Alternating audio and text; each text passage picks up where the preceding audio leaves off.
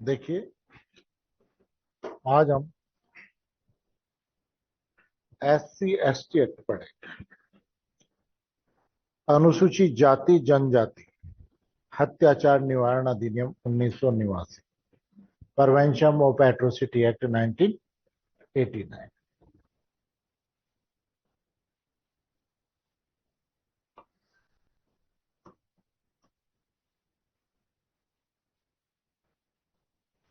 कौन सा एक्ट है? SC/ST। ठीक, किस चीज के लिए? किस चीज के लिए? इनके विरुद्ध जो अत्याचार हो रहे हैं उसके निवारण के लिए। ठीक, ध्यान रखना, एक एक्ट हो रहा है जिसको हम बोलते हैं सिविल राइट्स।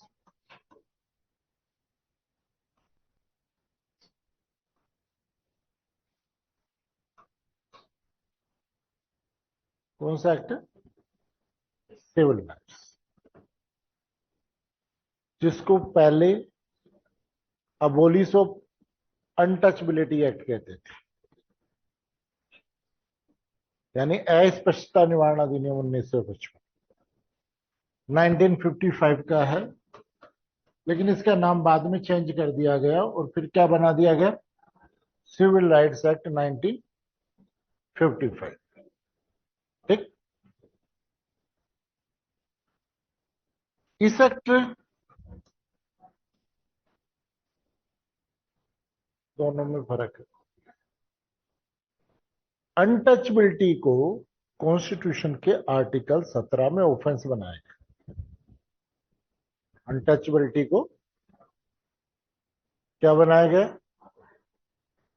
अपराध होगा। क्या बोला कि 17 में कि अनटचबिलिटी हम किसी भी रूप में स्वीकार नहीं करेंगे और अनटचबिलिटी एक ऑफेंस है। आर्टिकल 17 में कहा ऑफेंस क्या होता है? ऑफेंस क्या होता है? ऑफेंस के लिए क्या जरूरी है?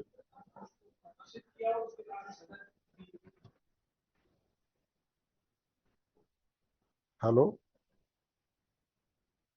हाँ, हाँ,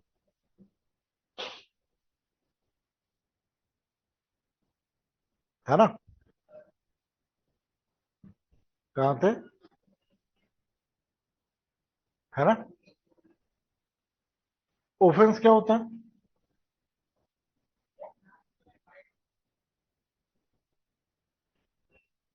ऑफेंस के लिए दो शर्तें होती कि एनी एक्ट और ओमिशन क्या हो,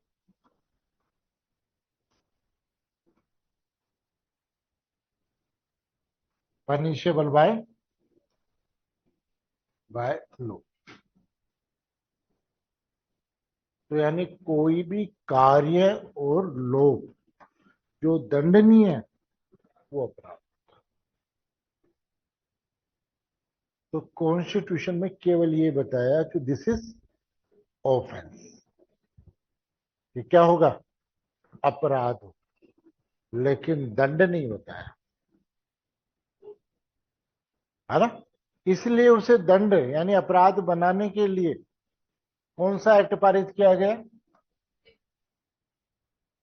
पहले डायविज किया गया उसको untouchability act, abolish of untouchability act, अस्पृश्यता निवारण अधिनियम।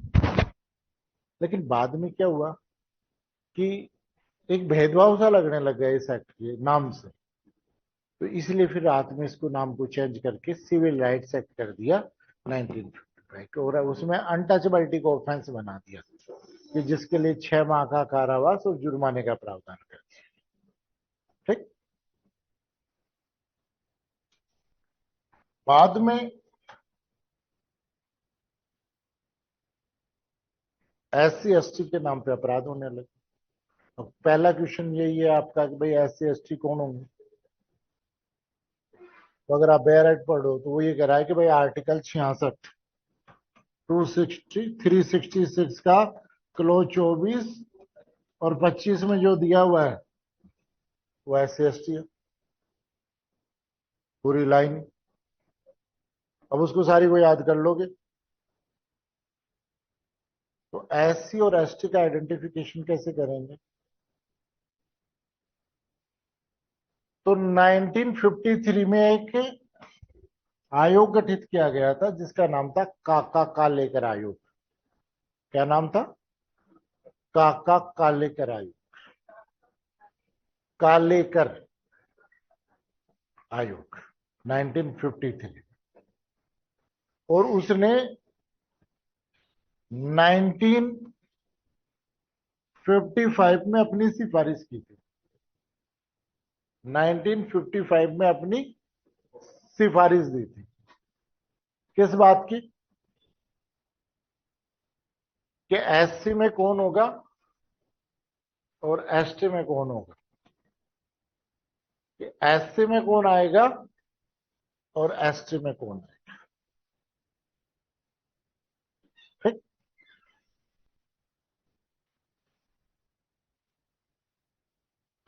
तो SC में कौन आएगा और SC में कौन आएगा, ST में कौन आएगा। तो इन्होंने कहा कि देखो समाज में 2 वर्ग है। कितने वर्ग है? एक है हायर वर्ग जिसे स्वर्ण वर्ग कहते हैं, और दूसरा लोअर वर्ग यानी लोअर कैटेगरी। तो इसमें कहता है कि समाज की लोअर कैटेगरी और बाय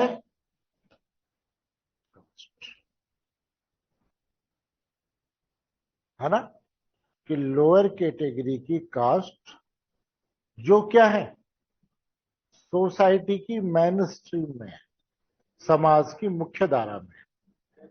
मेन स्ट्रीम समझते हो क्या होता है? मेन स्ट्रीम, समाज की मेन स्ट्रीम का मतलब क्या होता है? समाज की मुख्य धारा में होना। समाज की मुख्य धारा का मतलब होता है कि वो जातियां जिन पर समाज डिपेंड है उनके बिना समाज का काम नहीं चल सकता, यानी वो समाज का एक हिस्सा है। तो उसको बोलते हैं मेन स्ट्रीम, कि वो लोअर कैटेगरी की कास्ट जो समाज की क्या है, मेन स्ट्रीम में है,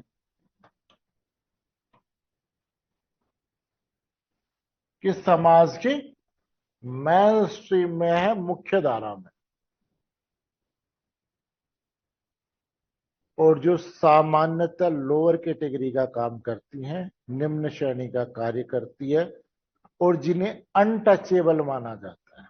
क्या माना जाता है? अछूत माना जाता है। उन जातियों को इन्होंने किस में माना? एस। ग्राउंड क्या है? ग्राउंड क्या है? कास्ट। समझे? और एसटी के लिए इन्होंने कहा कि एसटी कहां रहते हैं?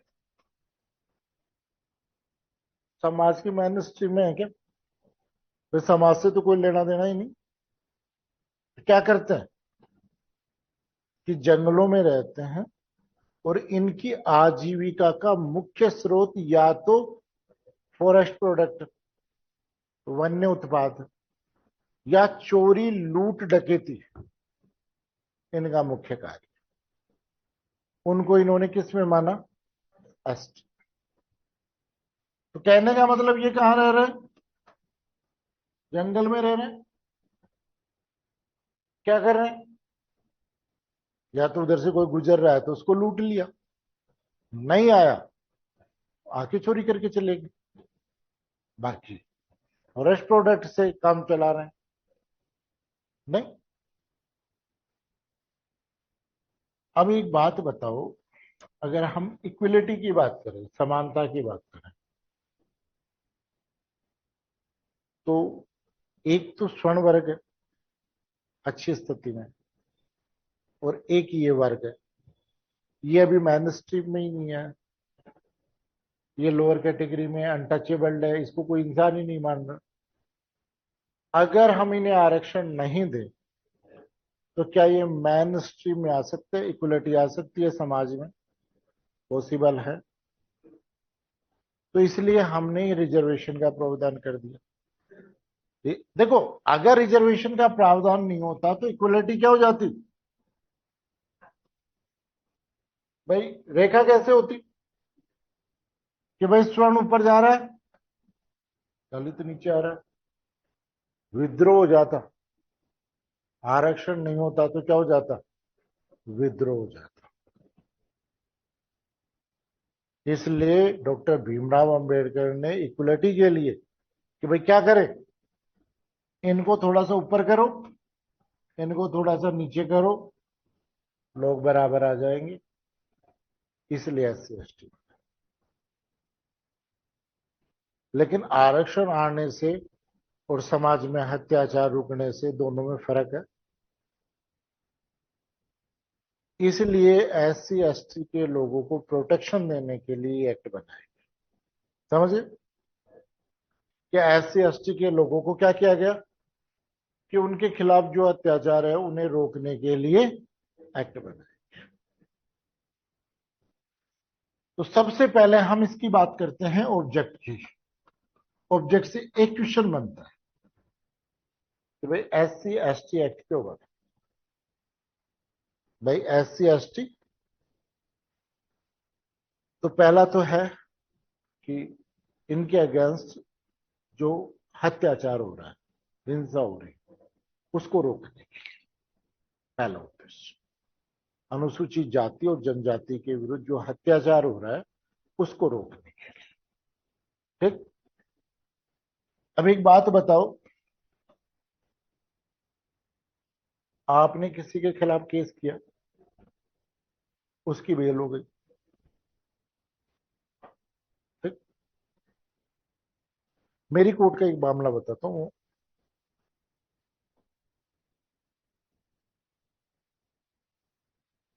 क्या नाम था उनका, एक महानिदेशक बने थे अपने,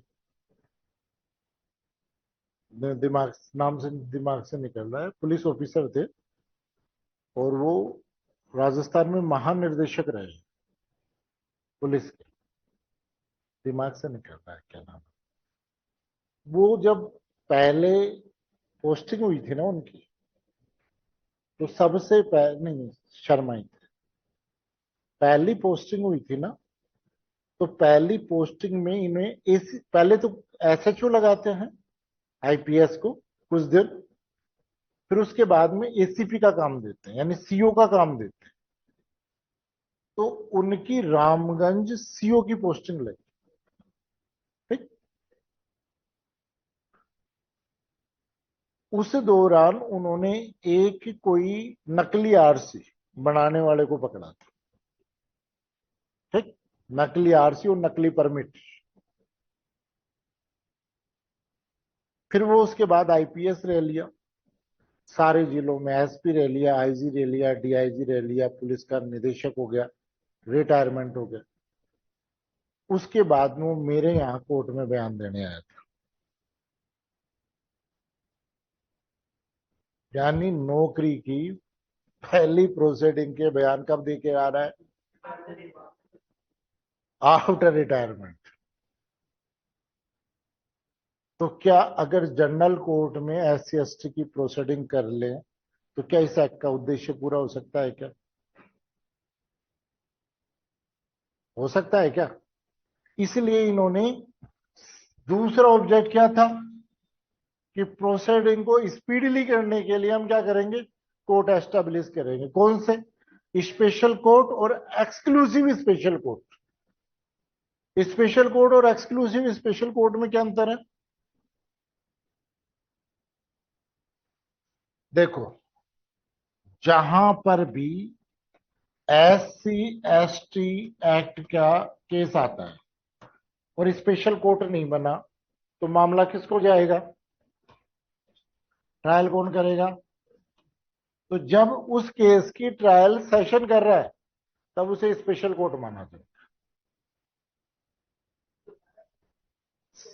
SC/ST का कोई मामला अगर SC/ST एक्ट अलग से नहीं बना तो ट्रायल कौन करेगा? सेशन। तो सेशन को क्या माना जाएगा? उस मामले के लिए स्पेशल कोर्ट माना जाएगा SC/ST। और जहां स्पेशल कोर्ट बना दिया वो हो गया एक्सक्लूसिव स्पेशल कोर्ट, यानी वो केवल और केवल कौन से मामले सुनेगा? SC/ST। बाकी और कोई मामला उस कोर्ट में नहीं जाएगा, इसलिए उसको बोल दिया एक्सक्लूसिव स्पेशल कोर्ट। समझ गए? और कोई मामला नहीं जाता, बाकी सारे कोर्टों में फाइलें ट्रांसफर हो सकती हैं, इसमें केवल SC/ST के मामले को सुनेंगे। एक्सक्लूसिव, केवल और केवल SC/ST के बुक। तो दूसरा ऑब्जेक्ट क्या हो गया? स्पेशल और एक्सक्लूसिव स्पेशल कोर्ट्स का गठन कर। ठीक। और तीसरा, एक बात बताओ, जिसके साथ अत्याचार हो और सामने वाले को सजा दे दी, काम हो गया क्या?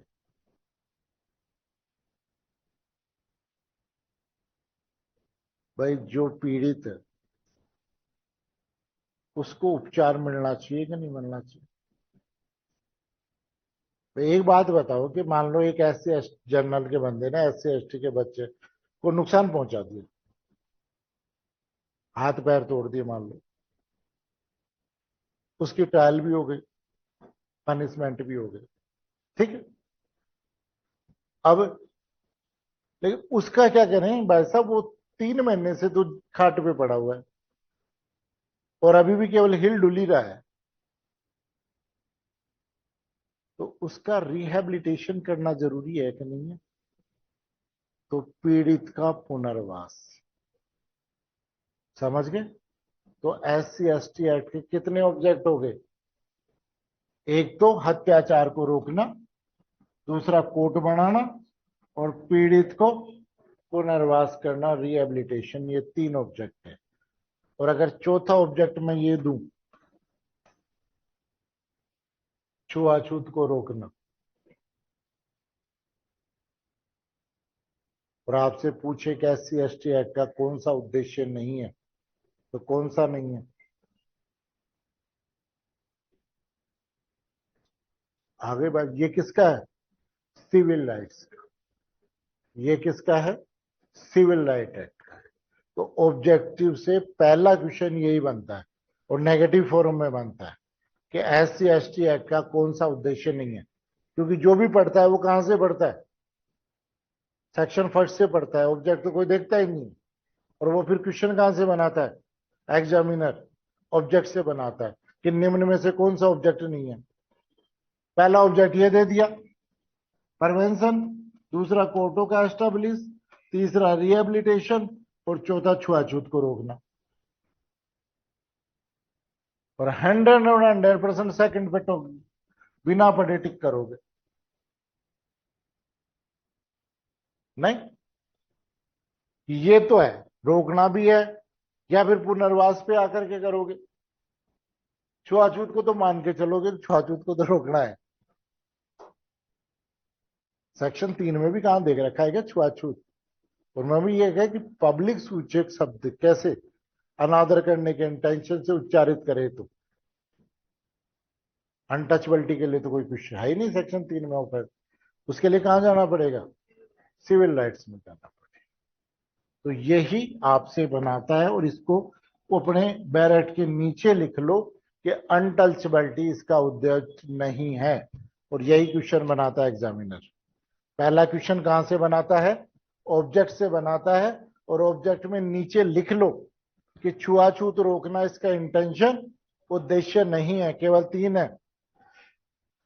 An act prevent to commission of offense of atrocity against the member of the scheduled caste and scheduled tribes। पहला हो गया। To provide for the special court and the exclusive special court, समझ गए दोनों court, for the trial of such offense and for the relief and rehabilitation of the victim of such offense and manner connected therewith or incidental thereto। अनुसूचित जाति जनजाति के सदस्यों पर अत्याचार का अपराध करने का निवारण करने, अपराधों का विचारण करने के लिए विशेष और अनन्य विशेष न्यायालय, और अपराध में पीड़ित व्यक्तियों की राहत और उसके पुनर्वास, उससे संबंधित उससे आनुषंगिक विषयों के लिए उपबंध के लिए अधीन है। आगे लिख लो, लेकिन छुआछूत को रोकने के लिए नहीं, अनटचबिलिटी को रोकने के लिए नहीं, है ना। तो ये थोड़ा याद रहेगा, अगर वो 4 में से बना करके देगा तो चौथा ऑप्शन ये देता है, और वो कहां पर है, सिविल राइट्स एक्ट के अंतर्गत, ठीक है। फिर उसके बाद में इसका सेक्शन फर्स्ट और चैप्टर फर्स्ट प्राइमरी, है ना, है ना। सबसे पहले नाम, यहां से कोई क्वेश्चन नहीं पूछेगा। अनुसूचित जाति या जनजाति अत्याचार निवारण अधिनियम। क्षेत्र संपूर्ण भारत, यहां से कोई क्वेश्चन नहीं पूछेगा। तीसरा क्वेश्चन, जो दूसरा क्वेश्चन बनेगा वो बनेगा कहां से, एनफोर्स की डेट से, और डेट किस दिन की है, शहीद दिवस 30 जनवरी को क्या है, 30 जनवरी 1990 1990 शहीद दिवस, है ना। उस दिन ये क्या हुआ है, एनफोर्स में आया है, समझ गए। फिर उसके बाद में सेकंड, इसको अंडरलाइन करके क्वेश्चन मार्क बना लो, सेकंड की पहली डेफिनेशन। आपसे पूछा जाता है कि SC/ST एक्ट के किस सेक्शन में एट्रोसिटी को डिफाइन किया हुआ है, अत्याचार को कौन से सेक्शन में डिफाइन किया हुआ है। वो देता है 2A,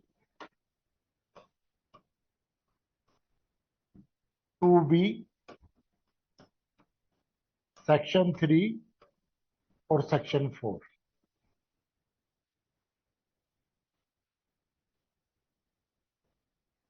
कौन सा होगा, फिर वहां देखते हम क्या करेंगे।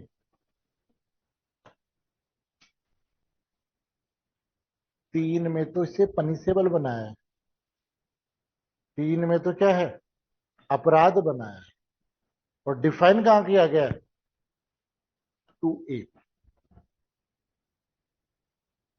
आगे बात समझ, और इस बात को अपने बैरेट के ऊपर लिख लो कि हत्याचार को सेक्शन 2A में परिभाषित किया गया है और सेक्शन 3 में दंडनीय बनाया गया है। तो ये कंफ्यूजन खत्म हो जाएगा, बैरेट के ऊपर लिखते चलना, क्योंकि आपका बैरेट ही आपका क्या है, कॉपी में मत लिखना। 2A में परिभाषा है और 3 में से दंडनीय बनाया गया है, पनिशेबल, समझ गए। वहां दंड दे रखा है इसका, है ना, और परिभाषा कहां दे रखी है, 2A कि हत्याचार जो 3 के अधीन दंडनीय अपराध है वो है, समझ गए। तो डेफिनेशन कहां है, 2A में, और पनिशेबल कहां है, 3 के अंतर्गत, समझ गए। यहां से क्वेश्चन पूछता है। दूसरा, संहिता की डेफिनेशन के अंतर्गत क्या आएगा, आज की तारीख के अंतर्गत भारतीय नागरिक सुरक्षा अधिनियम, है ना, ये अमेंडमेंट हो चुके हैं। भारतीय नागरिक सुरक्षा अधिनियम, यहां पर अगर कोड का मतलब कोड, संहिता BNSS, है ना, दंड प्रक्रिया संहिता नहीं है, अभी अमेंड हो चुका है। फिर उसके बाद में नेक्स्ट आता है आश्रित। आश्रित कौन था? अभी हमने ऑब्जेक्ट देखा, ऑब्जेक्ट देखा, और यहां पर क्या दे रखा है कि हम विक्टिम को क्या देंगे? रिलीफ देंगे और रिहेबिलिटेशन करेंगे। किसको कितनी रिलीफ देंगे? एक आदमी है जिसके आगे पीछे कोई नहीं है और उसके साथ अत्याचार हो गया, और एक आदमी है जिसके साथ अत्याचार हुआ है, 3 महीने से कोई काम करने लायक नहीं रहा, और पूरा परिवार है। रिलीफ किससे दोगे? दोनों को बराबर? आगे बात समझ। इसलिए इन्होंने आश्रित को डिफाइन किया गया है कि एक आदमी के ऊपर कौन कौन डिपेंड हो सकता है। नहीं भाई, कई आदमी ऐसे भी होते हैं समाज सेवा भी करते हैं, काफी लोगों को पालते हैं, वो तो वो सारे आश्रित नहीं है। लेकिन इन्होंने आश्रित के डेफिनेशन में सबसे बड़ी खासियत ये है, देखो पेरेंट्स आते ही हैं, पति पत्नी आते ही हैं, बच्चे आते ही हैं, भाई और बहन को भी इंक्लूड किया है। लेकिन शर्त क्या लगाई है कि वो उस व्यक्ति पर जो विक्टिम है उस पर डिपेंड होने चाहिए, या तो पूर्णतः या पार्ट। पूर्णतः का मतलब, जैसे मान लीजिए कोई का भाई है बड़ा, वो गांव में खेती करता है और उसने यहाँ छोटे भाई को पढ़ाने के लिए भेज दिया। ठीक, छोटा भाई यहाँ केवल पढ़ाई कर रहा है, तो किस पर डिपेंड है? बड़े भाई पर। कितना? Completely, mainly. दूसरा, मान लो ये कोई स्कूल ज्वाइन कर ले और कमरे का किराया तो वहां से निकाल ले, 2 बच्चों को पढ़ा ले ट्यूशन, वहां से किराया निकाल ले, केवल खाने पीने का ही ले, तब कितना डिपेंड हो गया? तो आश्रित तो है ही। आगे बात समझ। तो सबसे बड़ी खासियत, इन्होंने लिस्ट को कंप्लीट कर दिया, ईटीसी नहीं लिखा। कि आश्रित में केवल कौन होंगे? पति पत्नी, बालक, माता पिता, और भाई और बहन। कब? माता पिता भी कब? जब अपना पालन पोषण नहीं कर पा रहे हैं, है ना। और बच्चे भी कब? जब अपना भरण पोषण नहीं कर। और पत्नी भी कब? या पति भी कब? जब अपना भरण पोषण नहीं कर पा। कंडीशन अप्लाई हुए। केवल रिश्ता होने से ही काम नहीं चलेगा, वो उस पर डिपेंड होना भी क्या है? जरूरी, मेंटेनेंस के लिए। तो देखिए नेक्स्ट डेफिनेशन इन्होंने आश्रित की दी है कि पीड़ित का पति या पत्नी, बालक, माता पिता, भाई और बहन, जो पीड़ित पर अपनी सहायता और भरण पोषण के लिए पूर्णतः और मुख्यतः क्या है? आश्रित है। समझ गए? Dependents mean suppose children, parents, brother and sisters of the victim. साथ में कंडीशन अप्लाई है। कौन सी? who are dependent volly and manly on such victim for his support and maintenance। नहीं। फिर आता है नेक्स्ट डेफिनेशन है, पहली ए डेफिनेशन होगी, बी डेफिनेशन होगी। ठीक।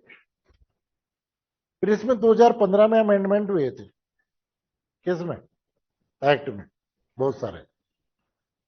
उस दौरान कुछ एक्ट सेक्शंस और जोड़े गए। कौन सा जोड़ा गया? बी का ए जोड़ा गया, जिसमें किसको डिपेंड डाल दिया गया? डिपेंडेंट को डाल दिया गया, आश्रित को जाते। ठीक। किसमें? सॉरी, बीबी में, सॉरी, बी ए तो हो गया है ना, बीबी में सॉरी। और बी सी में इन्होंने इकोनॉमिकल बाइकआउट कर दिया। क्या है? Economical boycott. इकोनॉमिकल बायकॉट में क्या होता है कि किसी व्यक्ति से कॉन्ट्रैक्ट नहीं करना। जैसे मान लो मेरी दुकान और मान लो इनको मेरे से काम करवाना है और मेरे को पता है कि ये एससी का बंदा है या एसटी का बंदा है, पैसे ये मेरे को दे रहा है केवल इस आधार पर। किस आधार पर? कि ये केवल एससी किया, मैं इनके काम में। या इनकी दुकान पे मैं गया और मैंने पूछा भाई आप एसी ठीक करते हो? वो कहा जी हाँ बिल्कुल करता हूँ। किन क्यों? वो कहता मैं तो एससी में हूँ। वो कहा नहीं नहीं यार भाई मैं तो किसी और से करवाया। अरे बस, दिस इज इकोनॉमिकल बायकॉट। इसको क्या बोलते हैं? सामाजिक वशोरी, आर्थिक बहिष्कार। दूसरा, मेरी दुकान है, मैं छोले भटूरे बेच रहा हूं, हर को आदमी को 50 रुपए की प्लेट दे रहा हूं। आप एससी क्यों? इसलिए मैं 70 रुपए ले रहा हूं। एसटी क्यों? इसलिए मैं आपसे क्या कर रहा हूं? 70 रुपए ले रहा हूं। यानी जो जनरल ट्रांजेक्शन है उससे बियॉन्ड जाकर के अगर मैं कोई सा व्यवहार कर रहा हूं, दिस इज इकोनॉमिकल बॉयकॉट। कुछ एक अपॉर्चुनिटी जो हर व्यक्ति के लिए, वो केवल इसलिए नहीं दे रहा मैं क्योंकि सामने वाला किस में है? एससी एसटी का व्यक्ति। इसको बोलते हैं इकोनॉमिकल बॉयकॉट। यानी किसी ना किसी रूप में नुकसान करना। सीधी सी बात, या तो काम नहीं करना, न करवाना, व्यवहार में कम बत्ती कि भाई आप एससी के हो इसलिए आपको ज्यादा देना पड़ेगा, आपको जो अपॉर्चुनिटी मिलनी चाहिए थी वो अपॉर्चुनिटी नहीं दे रहा। तो ये सारा का सारा क्या होता है? इकोनॉमिकल बॉयकॉट होता है। ठीक, यहां से क्वेश्चन बनता है, इसको अंडरलाइन करके क्वेश्चन मार्क बना लो।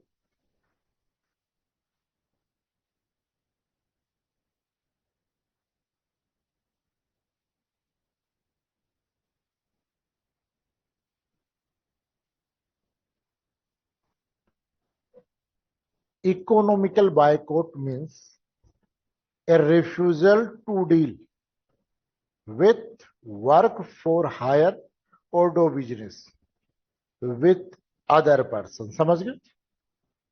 कि कोई भी काम या बिजनेस करने के आइडिया उसके किसको, प्रपोजल को क्या करना? रिफ्यूज करना, मना कर देना। क्यों? कि आप SC ST. To deny opportunity including access service contractual opportunity for rendering service for consideration। ठीक, जैसे मान लीजिए इसका मतलब होता है अपॉर्चुनिटी। जैसे मान लो आपने किसी सिनेमा मॉल में गए और ऊपर की टिकट ले ली, ठीक, तो वो टिकट के अकॉर्डिंग आप नीचे बैठोगे या ऊपर बैठोगे? हर आदमी वहीं बैठेगा जिसके पास वो टिकट होगी। लेकिन अगर मैं ये कहूं कि वो एससी का आदमी है तो वो यहां नहीं बैठेगा, उसको एक सीट नीचे, पैसे तो पूरे देने लेकिन एक सीट नीचे की अपॉर्चुनिटी मिलेगी। तो हमारी बात समझ, दिस इज इकोनॉमिकल बायकॉट। तीसरा देखिए, to refuse to do anything on term which think would be commonly done in the ordinary course of business. समझ गए? जैसे मैं 50 रुपए का सबको दे रहा हूं और आप एससी के हो इसलिए मैं आपको कितने में दे रहा हूं? 70। यानी कॉमन से लेकर के आपको ज्यादा नुकसान पहुंचा रहा हूं। This is economical boycott. To refuse कि ऐसे निबंधनों पर कोई बात करने से इनकार करना जिसे कोई बात कारोबार के सामान्य अनुक्रम में सामान्यतः की जाती है। और चौथा, वृत्तिक और कारोबार संबंधों से प्रवृत्त रहना जो किसी अन्य व्यक्ति से क्या किए जाए? रखे जाएं। कौन से? abstain from the professional or business relation that one who maintain with other persons। इसको बोलते हैं इकोनॉमिकल।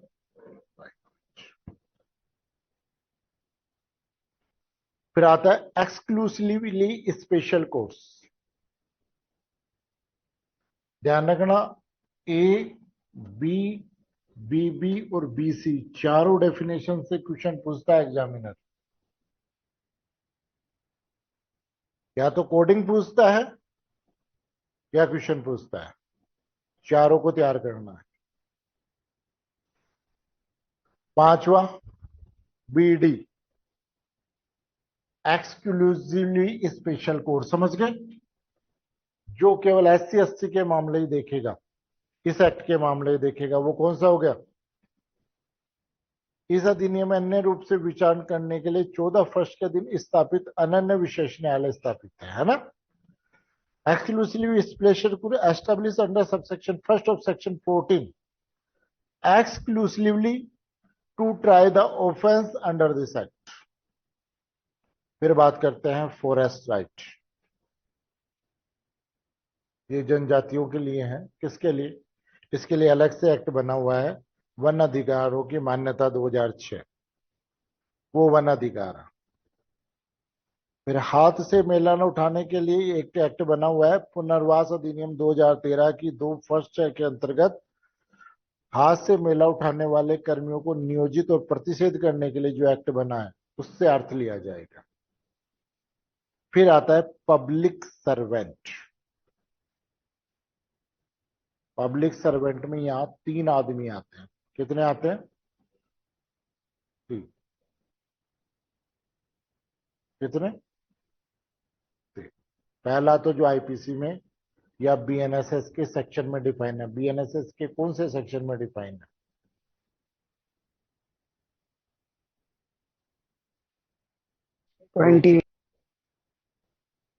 228 सेक्शन 2 सब क्लोज 28। पहला आदमी तो कितने टुकड़े करने हैं इसके? 3 टुकड़े करने हैं। इस सेक्शन के कितने टुकड़े करने हैं? पहला तो धारा 228 या 21 आईपीसी में यथा परिभाषित लोक सेवक, ठीक है, पहला। दूसरा, और तत्समय पूर्वक अन्य विधि के अधीन लोक सेवक समझा गया कोई अन्य व्यक्ति एनी एनफोर्सेबल लॉ के द्वारा, और केंद्र सरकार और राज्य सरकार के अधीन पदीय हैसियत से कार्यरत व्यक्ति भी सम्मिलित था। तो कितने व्यक्ति आ गए? 3। पहला तो आईपीसी वाला, दूसरा अन्य एक्ट वाला, और तीसरा सेंट्रल और गवर्नमेंट स्टेट गवर्नमेंट में जो क्या है अपॉइंट है, वो व्यक्ति भी क्या है? लोक सेवक। डेफिनेशन को बड़ा कर दिया, 3 पार्टों में बांटा है कि public servant means public servant as defined under 228 of the BNS as well as any other persons deemed to be a public servant under any other law from time being in the force, समझ गए, and includes any person acting in an official capacity under the central government or state government as the case may be, समझ गए। फिर उसके बाद में next definition आती है 2C, और सी में क्या दे रखा है? SC ST। कौन सी? 266 के 24 और 25 में आती है वो SC ST, है ना, वहां मान्यता दे रखी है वो। फिर आता है विशेष न्यायालय, स्पेशल कोर्ट्स कौन सा? सेशन न्यायालय को जब SC ST के पावर दिए है तब वो क्या होगा? स्पेशल कोर्ट, क्योंकि वो और भी तो सुनेगा इसलिए वो स्पेशल है। और जो SC ST एक्ट अलग से बनाया गया है कोर्ट, वो क्या हो गया?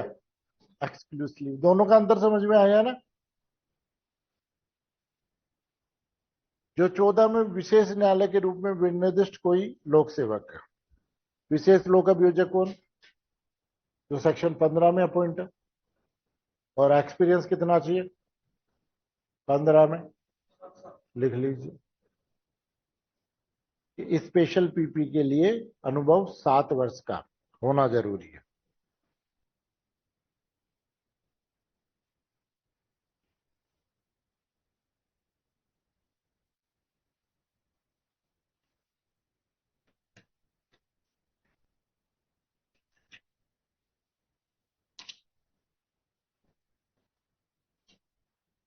जहां एक्ट खत्म हो रहा है वहां पे एक शेड्यूल दी हुई है लास्ट में। अनुसूची मतलब फर्स्ट शेड्यूल है ना। अनुसूची मतलब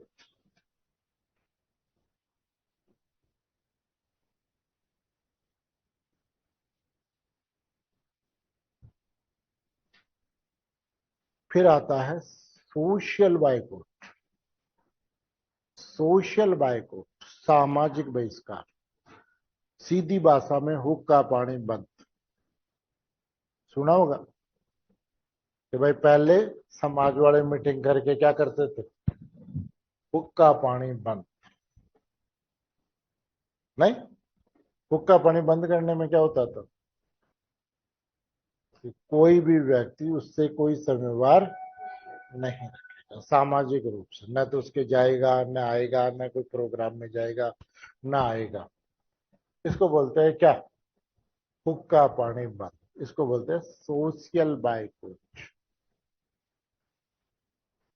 देखो, जो कोई रूढ़िगत सेवा अन्य व्यक्ति को देने उसे प्राप्त करने के लिए और सामाजिक संबंधों से प्रवृत्त रहने के लिए जो अन्य व्यक्ति से बनाए जाए या अन्य व्यक्तियों को अलग करने के लिए किसी व्यक्ति को अनुज्ञात करने से इनकार करना विपरीत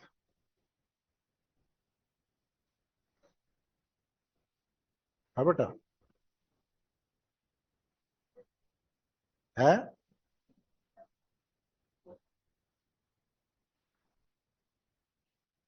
social boycott means refusal to permit, यानी किसी व्यक्ति को मना कर देना किस चीज के लिए, to render to other person और receive from him any customary service. समझ गए कि किसी भी व्यक्ति से कोई भी प्रथागत सर्विस लेने से मना कर दे कि भाई न तो तू हमारे कुछ करेगा और न ही हम से कोई उम्मीद कर।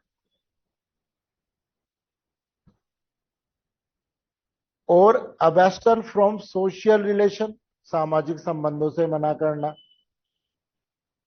समझ गए, सोशल रिलेशन कि भाई न तो हमारा लेना न तुम्हारा लेना। that would maintain with other person or to isolate from his another। और तीसरा कि खुद को आइसोलेट कर लेना किसी अन्य व्यक्ति से, इसको बोलते हैं सामाजिक बायकॉट। तीन चीजें आती हैं भाई। देखो, हर समाज के कुछ प्रथागत कार्य यहाँ दिए हुए, उन प्रथागत कार्यों को कराने से मना कर। दूसरा, सोशल रिलेशन के लिए मना करना। और तीसरा, खुद को आइसोलेट कर लेना। ये तीन चीजें इसमें शामिल है।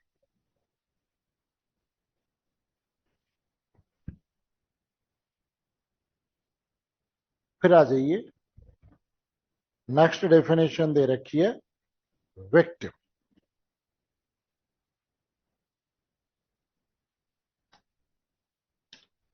एक बात बताओ, लॉस कितने प्रकार का होता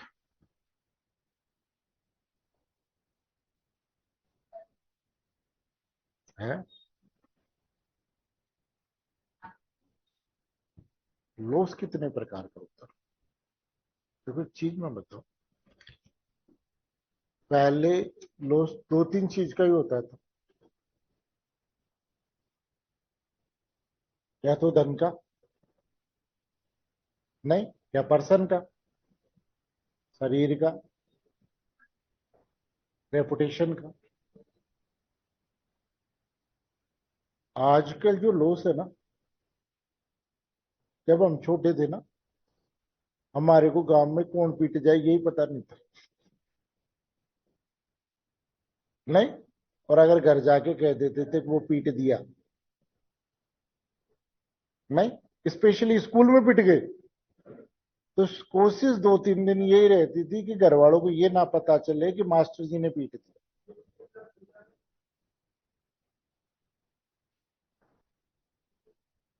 नहीं, क्योंकि अगर घर वालों को पता चल गया कि मास्टर जी ने पीटा है, तो इसका मतलब पहले पिटाई होगी, बाद में पूछेंगे क्यों पीटा था। यानी प्राइमा फेसी दो सिद्धि है, वो डबल जीओ पार्टी लागू नहीं होती थी कि भाई एक बार पिट गए काम के लिए तो दोबारा नहीं पिटेगा। इसका मतलब ये था कि दो सिद्धि है, तो यहां पहले पिटेगा, उसके बाद में घर वाले सुन देते कि क्यों पीटा था बता मास्टर जी ने। आज के छोटे छोटे बच्चों में इतना ईगो है कि घर वाले छोटी सी बात कहने से डरते हैं कि पता नहीं कब लटक जाए कब कूद जाए। और रही बात टॉर्चर की, तो स्कूलों में आप खुद सोच के देखो कि जब बच्चे होते हैं तो एक दूसरे को टॉर्चर तो करते हैं। आप नहीं हो रखे क्या? अपनी पूरी स्कूल लाइफ को सोच करके देखो, हर बच्चा एक दूसरे से ईर्ष्या करता है। कहीं ना कहीं वो उसको आपने कम कर दिया, कभी उसने आपको कम कर दिया, होता है। और ये हाल हर जगह है, ऑफिसों में देख लो, ये पार्ट ऑफ सोसाइटी है। लेकिन आजकल नुकसान बहुत ज्यादा होने लगे, स्पेशली मेंटली लॉस, मनोवैज्ञानिक साइकोलॉजिकल प्रेशर। नहीं, पहले कौन पीट जाए यही पता नहीं था, आज बच्चे को घर वाले कुछ नहीं कह सकते, टीचर की तो हिम्मत ही नहीं होती। मेरी बेटी 5वीं क्लास में पढ़ती है, उसकी क्लास में टीचर ने डांट दिया तो उसने कहा कि दिस इज क्रिमिनल ऑफेंस। आपको पता है ना।